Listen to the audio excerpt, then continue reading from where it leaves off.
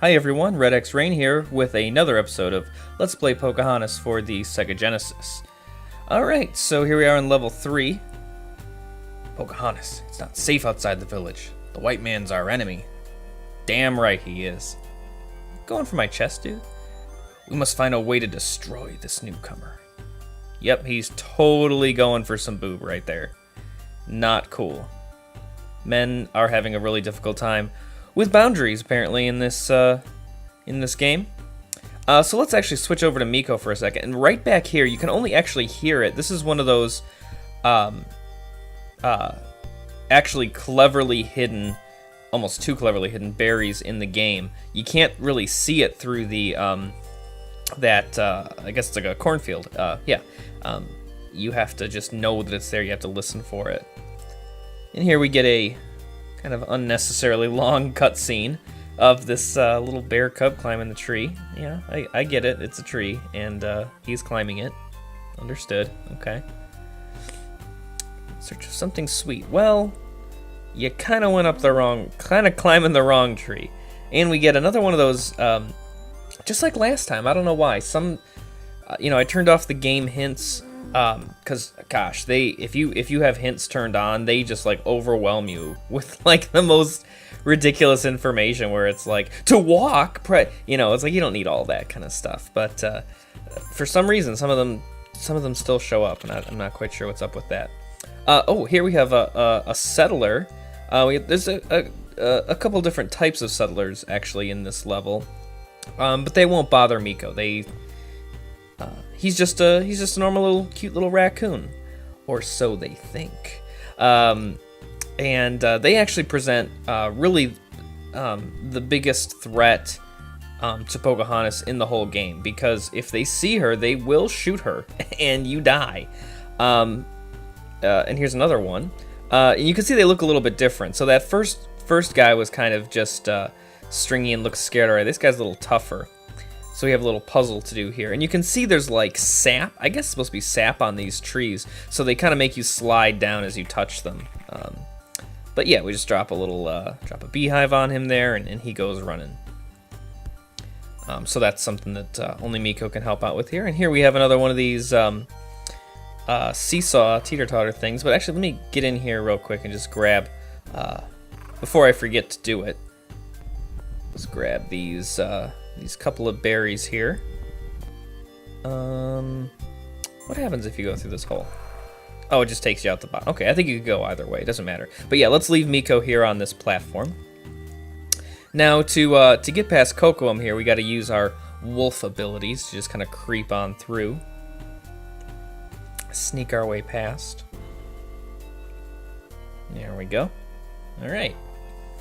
And, so, of course, they didn't just show us this clip of, the bear, the mama bear, I guess, and the cub climbing the tree. We even get, if you can't take to hints very well, they had the squirrel on the tree, and so there's just not quite a maze. It's usually pretty easy to tell where to go, but if you can't, you just follow the squirrel. I mean, it's not like there's like a million different paths to go to or anything like that, but what we're trying to do is get to where that little bear cub is, and oh yeah, now that is athleticism right there from Pocahontas to be to be just jumping backwards and then grabbing forwards. Man, she's a beast.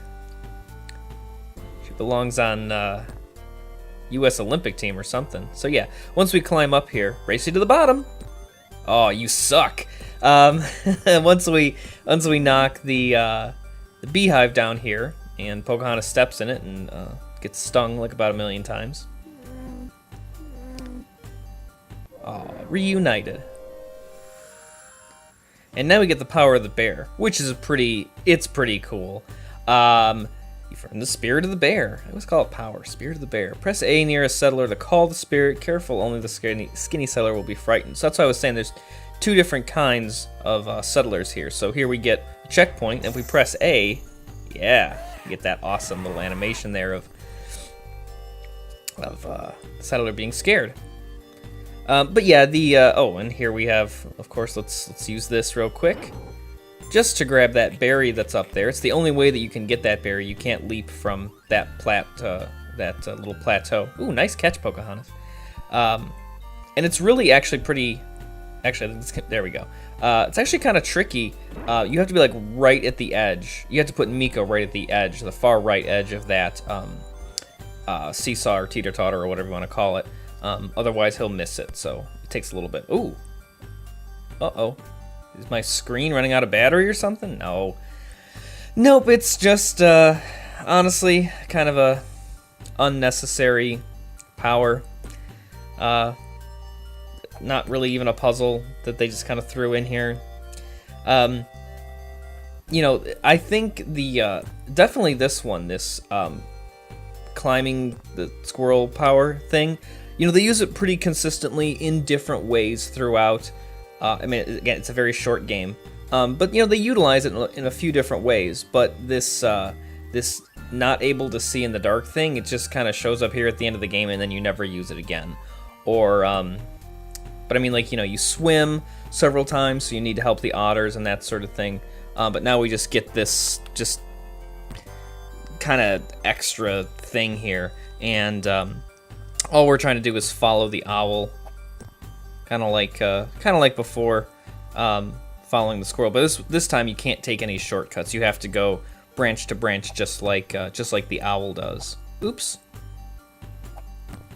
There we go. And I think this is the last. Oh, and then we gotta land on the actual ground here. And for doing that, we get the Spirit of the Owl, which allows us to see in the dark. This is, like I said, this is the only area in the game where there is darkness like that. It just feels kind of tacked on to me, but you know, what can you do? And we get a lot of checkpoints in this level, which I guess makes sense because you know, like I was saying, it is the most dangerous level because, like I said, if the settlers see you, you know, they see Pocahontas, they shoot her. But you know, I mean, it's not like it's not like it's a very graphic scene. It's just like you hear a gunshot and like the screen kind of goes like, it's kind of like flashes white. You know, you don't see Pocahontas fall to the ground or anything graphic like that, and then it just plays like that animation of her turning into leaves and like blowing away in the wind kind of thing. That's a fun little puzzle. I like doing that just for the sake of doing it, but of course we also want to get the berries that are hidden in there. Another settler. He's sleeping though, so he's not too much of a threat to us, and I don't know why. Can I not climb these trees? They look like they're climbable. I have to be able to get that berry somehow. Hold on. Oh, there it goes. That was weird. And, you know, we got some telltale branches up there. I'm sure you can tell what we're going to be doing. Another skinny settler, another sleeping settler. I don't think there's much puzzling here to do for Miko, but we do want to definitely... Maybe these are the... I'm going to leave that for Pocahontas. We got a piece of the necklace to grab there, but this is really just Miko sort of scouting out, picking up the berries that he can get. And that is a nice thing. Oh, that's right. There's not much of a puzzle, but I need to make sure that this big guy's out of the way. So yeah, it's nice to be able to be Miko and see what's ahead and not have to worry about, you know, the settlers shooting him or anything like that.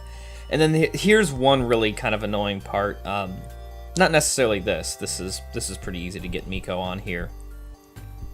Oh, there's Percy, the pug from the film. It's the pet of like the main enemy, Governor Radcliffe, who's the shadowy figure that we saw just a couple steps back in the tent. Me and my girlfriend are big fans of Percy. Oh my gosh, that was close. I don't know how he did not wake up. But yeah, we're both big fans of pugs. She has a pug. Well, you know, she grew up having a pug, and now she lives away from her parents. But when we go see her parents, you know, the pug's still there. So we're big fans. I don't know how. Oop, there we go. Gotta scare this guy. Easy peasy. Is this the part? Oh, no. Yeah, I don't know how these sleeping settlers are not waking up. They will wake up, like, if you jump, like, right on top of them. Oop. Yeah, see, he kind of does that animation that's kind of like, hey, you're getting a little too close, but, like, come on, how would you not wake up if someone just jumped on there like that? This guy also apparently really sucks at his job, because clearly Pocahontas is right there. But it's not until here that you get... it kind of reminds me of... it's definitely not as well developed or good as... it reminds me of in Ocarina of Time, where, you know, there's like guards that have like their little... Right when you're like kind of breaking into... When Link is trying to sort of sneak into Hyrule Castle, and he has to kind of time hiding behind hedges and that sort of thing. And that's really all you got to do. It's not too tricky. Let's just make sure he's totally off screen, just to be on the safe side. So that entrance up there is blocked, or that path. I don't know why those branches are there. We don't need them. Let's scare that guy. And now that Pocahontas walks by, I think get a little dialogue here. I'm very well aware this is my last chance for glory. If those savages won't let us share in their riches, we shall simply have to take the gold from them by force. Yeah, tough guy. But I mean, that's all we really get from him. He's a pretty scary, pretty intense Disney villain. He's definitely very unlikable because he's just like so blatantly racist and everything. But here we get this little puzzle, and this can be so annoying. I hope I don't mess it up. So there's a berry to get up there, and then there's some berries to get here. But if you go too far to the right into that little hole down there, it's the last chance you get to play as Miko, because Percy's gonna chase him, and that's it. You don't get to play as Miko anymore. So if you like miscalculate that jump just a tiny little bit, here you are at the end of the game, and you could miss one berry. I really hate that, and I've done that before. I did it a couple times in my practice run, actually. But yeah, so just like in the movie, Miko and Percy don't get along so well, and they wreak a little bit of havoc, and well, now all the settlers know that Pocahontas is here and everything, and now we got war starting. Savages, arm yourselves, we're under attack! Yes, the only, really one of the only uses of a voice sound clip, and they choose it for that. Smith has returned to Grandmother Willow. Okay. No, that's don't know how we know that, but the game's telling us that, so we'll trust it. So yeah, now this path is opened up, and I guess technically the threat of the settlers, it's a less dangerous level now, but actually there are some instant death falls here, but of course they give you another checkpoint here, so it's not all that bad. But it's, you know, it's a nice, I guess, sort of change of pace. It's more platformy, I guess, than it normally is. I mean, we've had to jump and that sort of stuff with Pocahontas, but you know, it's a little different. I give him credit for switching up the level design a little bit. You know, I definitely do feel, and I probably said this before, I do feel like, as far as, I feel like licensed games, you know, games that are made to accompany a film or TV show or something like that, tend to be pretty bad. I mean, there are plenty of really good ones, and actually, I think one of the better ones, and one that I was actually gonna do for this instead of doing Pocahontas, was for the Super NES. I don't think it was for Genesis as well. It may have been, but I always played it on the Super NES. The Aladdin video game is pretty good. I thought about doing that one, but I don't know.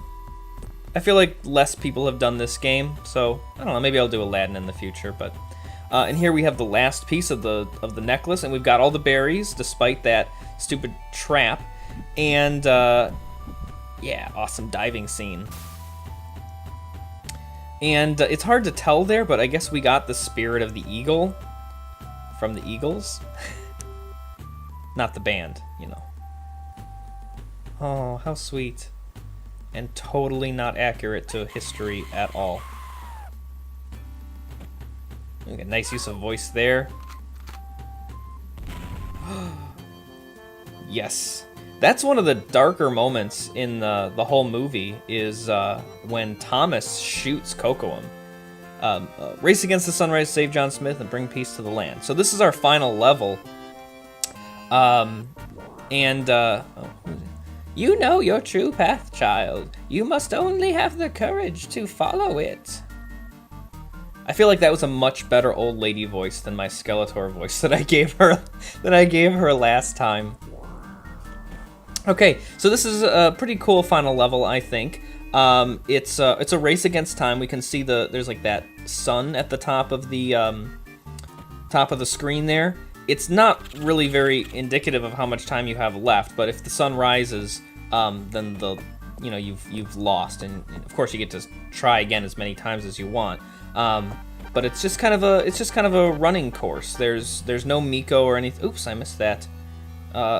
Oh, I can go this way. Missed that jump. But I do think it's pretty cool. Like I said, some of the powers they're just kind of like one and done powers. The animal spirits and that kind of thing, and you still don't get the darkness from the owl. I think that's the worst one, honestly. But this is nice in the way that it really utilizes all of the powers that you've gained from the animal spirits to, run fast like the deer, use the branches here to swing sometimes, the spirit of the squirrel. We're using the spirit of the bird here so that when she jumps from a high, from high up, she doesn't get hurt, all that kind of stuff. So it's nice that, they just kind of had a whole level where it's like, not necessarily summarizing the whole game, but, just sort of reminding you of all the powers you've gained and that sort of stuff. These look like pits of death, but they're not.